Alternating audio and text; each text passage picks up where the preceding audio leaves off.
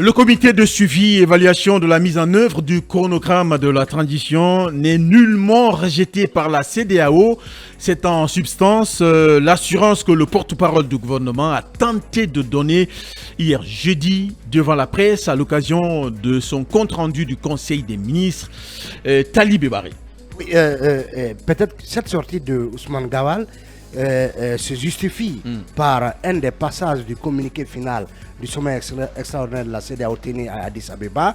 En son point 13, la conférence des chefs d'État et de gouvernement invite le gouvernement de transition à respecter l'esprit de l'accord signé le 21 octobre, donc l'accord qui acte les 24 mois suite à la visite d'une mission de la CEDEAO, donc à respecter l'esprit de l'accord signé le 21 octobre 2022 à Conakry entre la CEDEAO et la République de Guinée concernant la mise en place du comité conjoint de suivi et d'évaluation donc du chronogramme de la transition et de s'abstenir de toute action unilatérale à même de saper l'esprit de collaboration des deux côtés. Donc c'était en réponse à ce passage du communiqué du final du sommet de la CEDEAO que le ministre Ousmane Gawal a jugé nécessaire de tenter de rassurer l'opinion en disant la CEDEAO ne conteste pas le comité de suivi. Ce comité, il est ouvert. Le Premier ministre a même rappelé hier, donc avant-hier mercredi, que c'est une structure qui est ouverte à l'ensemble des acteurs politiques, ceux de la société civile et des autorités du pays, pour faire en sorte qu'ils soient des témoins du déroulement du calendrier. Alors, c'est d'une des questions, on le voit, la CEDEAO pointe, en tout cas, la démarche unilatérale du gouvernement de transition par rapport à la mise en place du comité de suivi et évaluation de la mise en œuvre du chronogramme de la transition. Vous vous rappelez que le président a pris un décret, je crois, le 16 dernier, pour donc fixer les prérogatives de ce comité. Il se trouve même au niveau local, des acteurs de la société civile, notamment Gabriel Abba de CNOSC, s'était indigné que nulle part il n'y ait, à la fois au sein du comité de pilotage et de l'autre, donc au sein de ce comité, qu'il n'y ait officiellement aucun acteur de la société civile ni aucun acteur politique. Donc l'ensemble des deux structures qui composent ce comité de suivi et évaluation, l'ensemble n'est composé que de ministres et donc d'autorités de l'administration. Et l'OIA, la CEDEAO, l'UA, la CEDEAO et le G5 ne sont là qu'en qualité d'observateurs.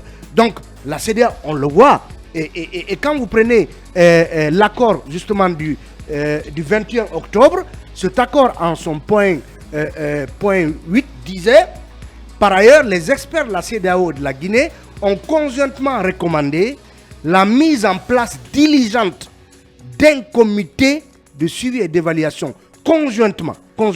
Donc, dans l'esprit de la CEDEAO, ce comité devait être meublé de concert avec elle et non de façon unilatérale comme on le reproche au gouvernement. Donc, la sortie du ministre Ousmane Gawal après le Conseil des ministres vise donc à chasser tout niage qui existera entre la CEDEAO, alors que c'est ce que dit le communiqué final de la CEDEAO, regrette donc cette mise en place unilatérale du comité de suivi. Aujourd'hui, la question à se poser, est-ce que le président pourra justement prendre un décret pour réaménager la composition de ce comité de suivi, de sorte que, effectivement et de façon officielle, les acteurs sociopolitiques s'y retrouvent? C'est la question à se poser. Toujours est-il que, à date, la CEDEAO, on le voit, n'est pas satisfaite de la façon, parce que dans un article publié dont je rappelais le contenu, Africa Intelligence disait que Mamadi a coupé l'herbe sous les pieds de la CEDEAO qui, selon Africa Intelligence, comptait envoyer une mission de la CEDEAO au mois de mars pour que justement il finalise la création de ce comité de suivi et évaluation. On va faire réagir le politologue.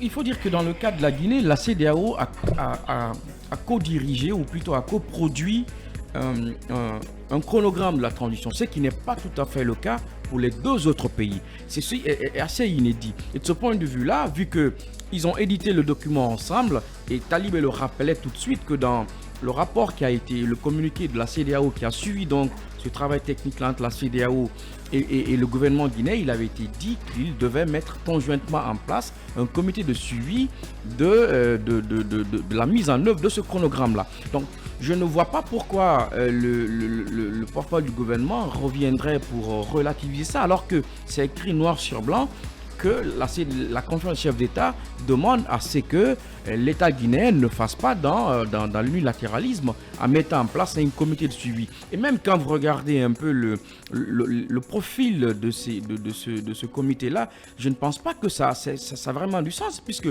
normalement l'arbitrage doit être... en fait, ce comité de suivi est un peu une sorte d'arbitre, mais ça doit être composé de gens qui ont un intérêt à ce que le comité, que les conclusions soient mises en place. C'est que si on met en place un comité de suivi, les partis politiques, donc les instances qui sont en compétition n'y sont pas, ne serait-ce que d'un point de vue, comment je vais dire, originaire, ça pose un peu un problème. Et vous avez vu, la société civile n'est pas présente. Et le problème, c'est que dans ce comité de suivi-là, si la CEDEAO et les acteurs comme le G5 ne jouent pas un rôle important, ça ne rassure pas.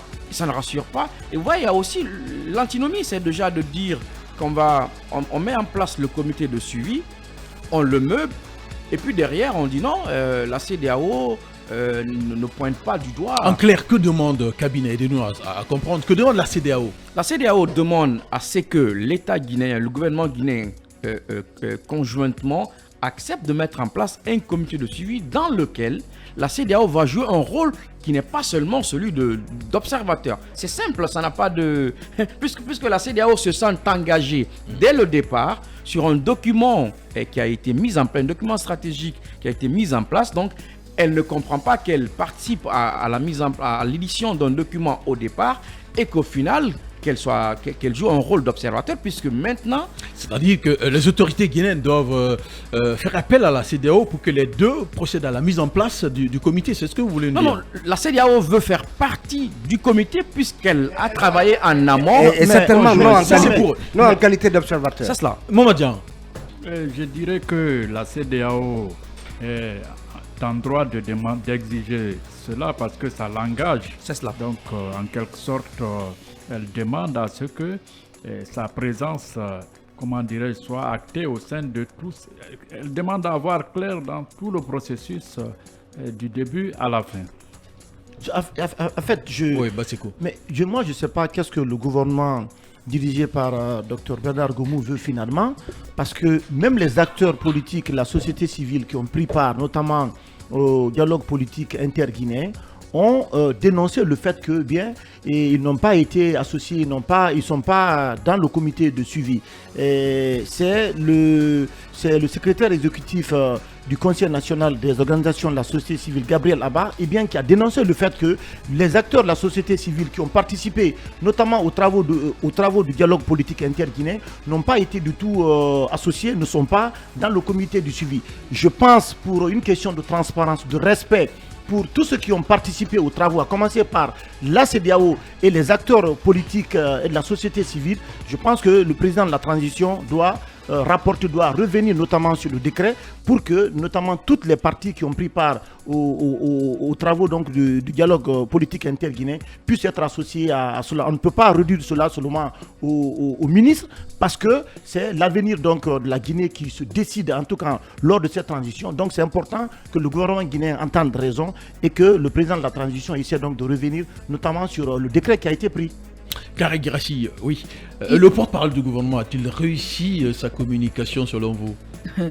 Il y a de la place pour tout le monde. Il faut que ce soit clair. Pour le moment, ce comité de suivi qui est une structure qui est composée du ministre de l'administration du territoire et de la décentralisation, de celui des finances, et puis du ministre du plan et de la coopération, et puis le ministre porte-parole du gouvernement. C'est un comité qui va s'étoffer. qui va continuer à se meubler. C'est très important parce qu'il y a de la place pour tous les acteurs sociopolitiques de ce pays, très important, et toutes les personnalités du pays pour pouvoir être témoins de la mise en œuvre de ce chronogramme. Je pense que la CEDEAO a toujours été une institution qui observe les transitions de loin. Je pense que la CEDEAO, même si elle ne fait pas partie de la mise en œuvre de ce comité de suivi et d'évaluation, je pense que la CEDEAO ne va pas quand même rester en marge. Pourquoi d'ailleurs exiger de la Guinée qu'elle figure dans ce comité? Pourquoi cela?